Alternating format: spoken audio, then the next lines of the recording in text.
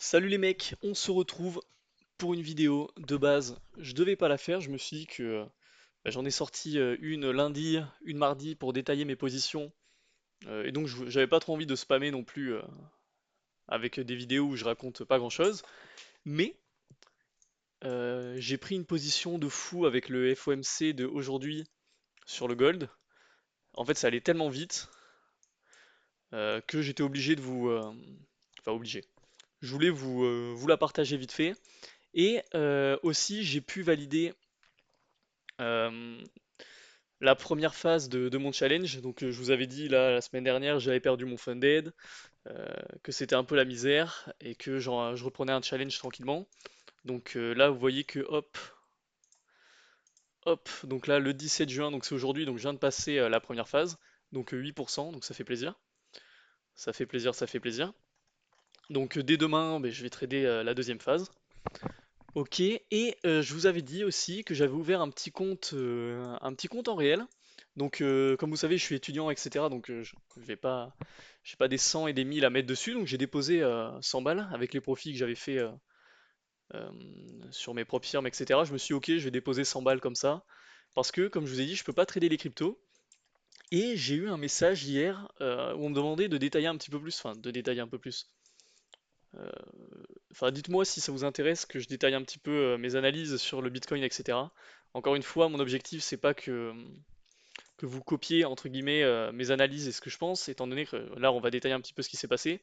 Sur ce biais-là, je me suis, entre guillemets, trompé, mais vu que j'ai bien managé mes positions, j'ai pu faire 6 R en tout sur ça. Et donc, je voulais vous montrer le compte, là, ça fait 3 jours que je l'ai. Et donc, j'ai déposé 100 balles. Donc là, vous voyez, en réel.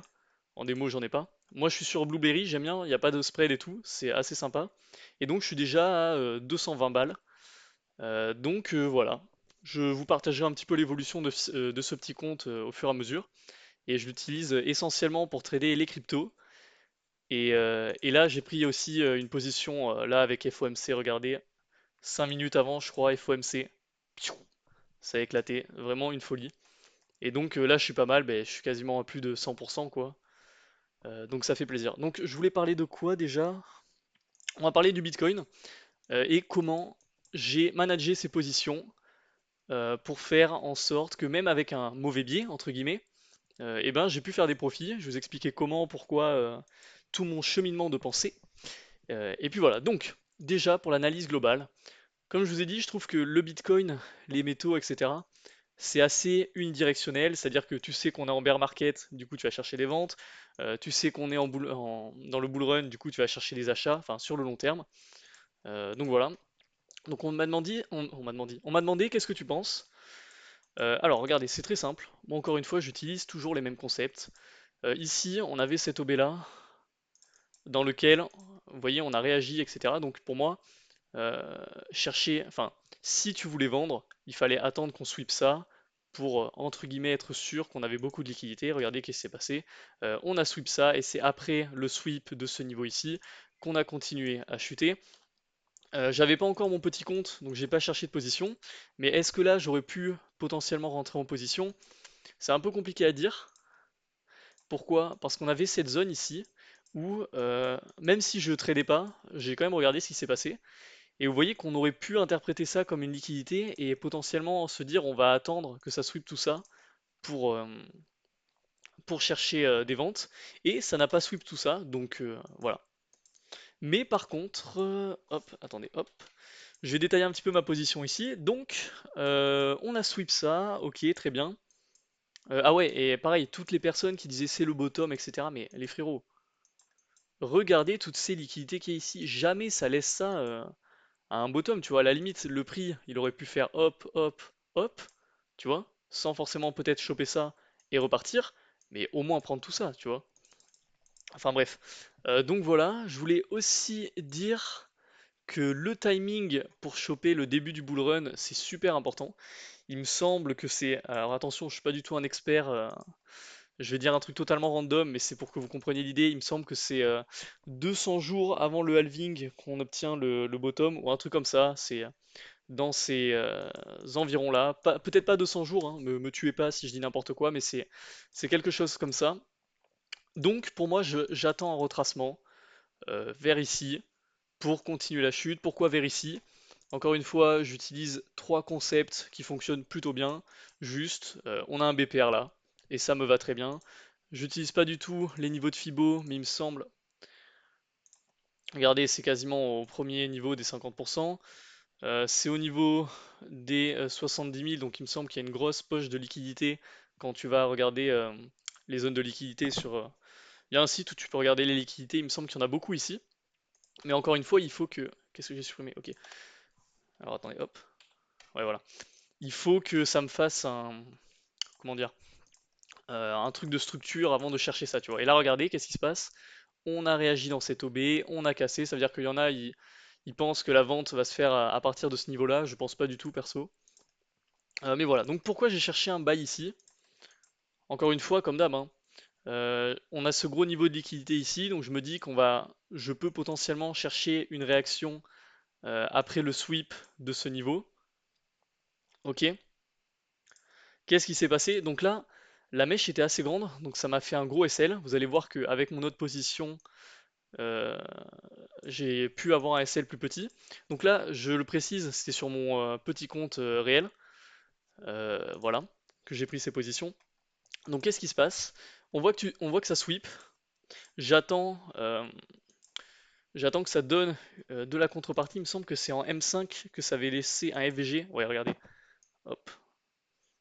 Et j'étais rentré là. J'avais attendu que ça revienne dans le FVG. Et dès que j'ai vu que ça commençait à partir, j'étais rentré. Et là, pareil, de base, bien sûr que je vais target ici. Tu vois, regarde, ici on a des equals.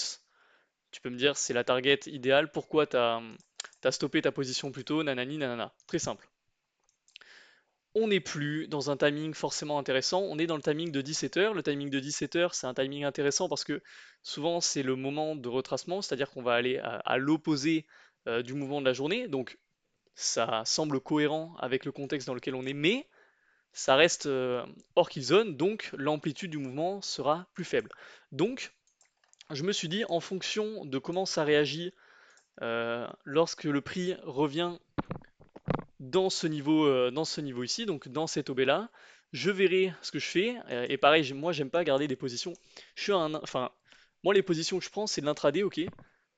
Moi ça me fait chier honnêtement de garder une position la nuit. Déjà que là, avec la chaleur et tout, je dors mal. Si en plus je dois mentalement penser à ma position, etc. Non, je coupe. Donc, et ça m'a sauvé entre guillemets. On va voir ça ici.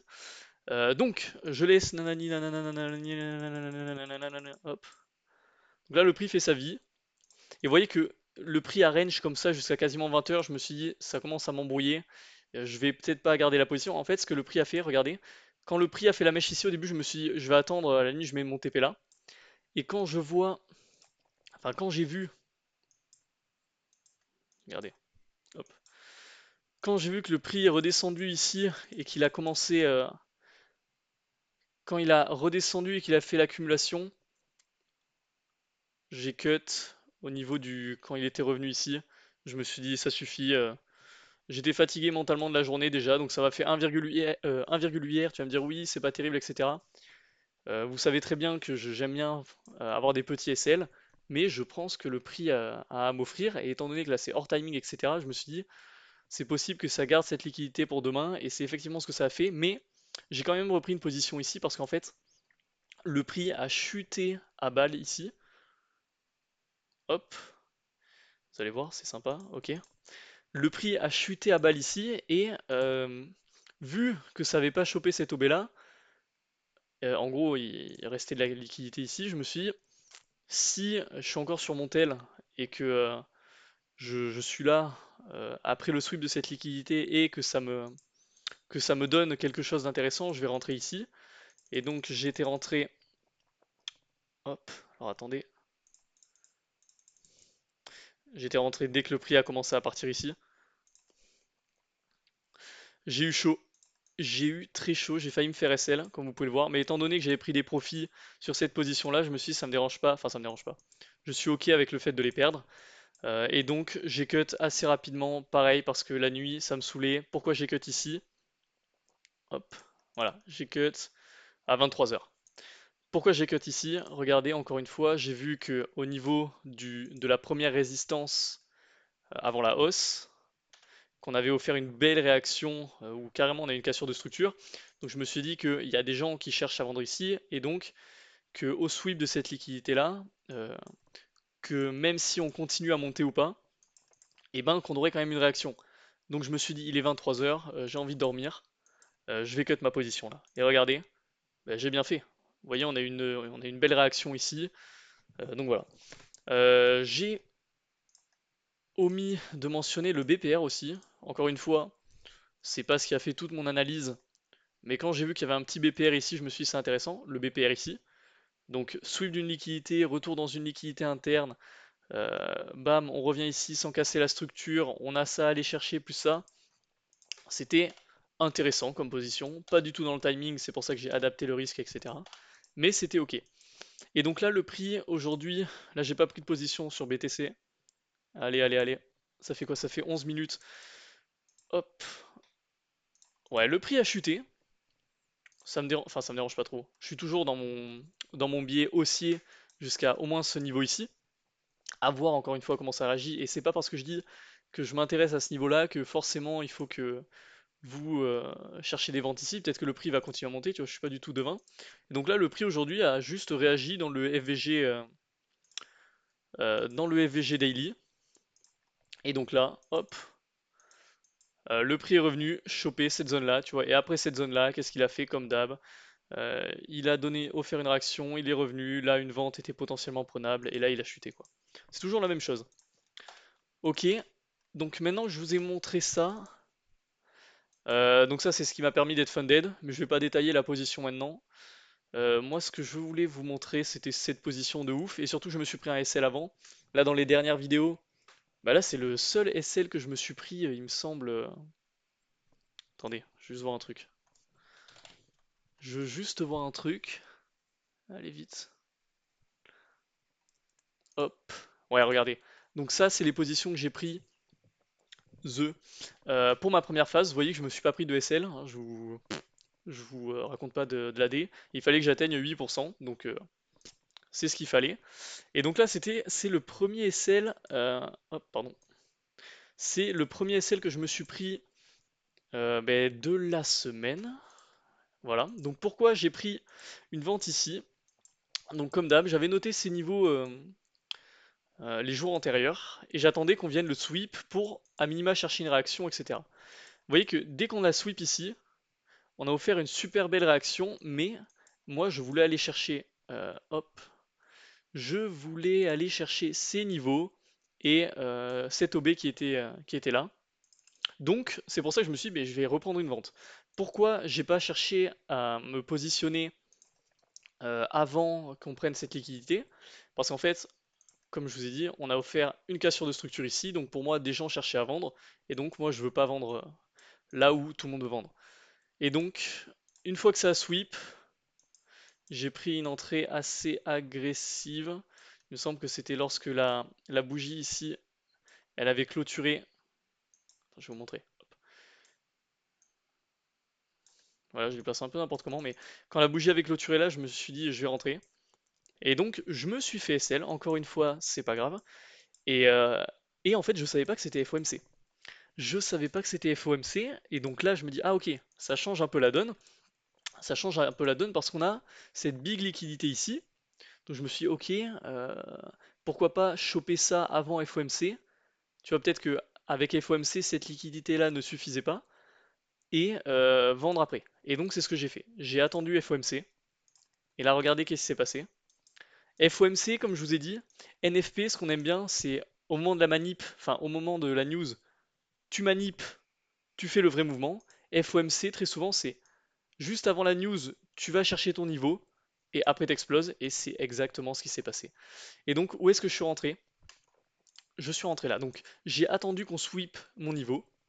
J'ai attendu, et en fait, comme je vous ai dit, moi j'aime bien que ça donne de la contrepartie, etc. Et là, vous voyez, je me suis dit que des gens cherchaient déjà à vendre, je sais pas, par exemple là. Donc, je me suis dit, je vais attendre qu'on sweep une dernière fois.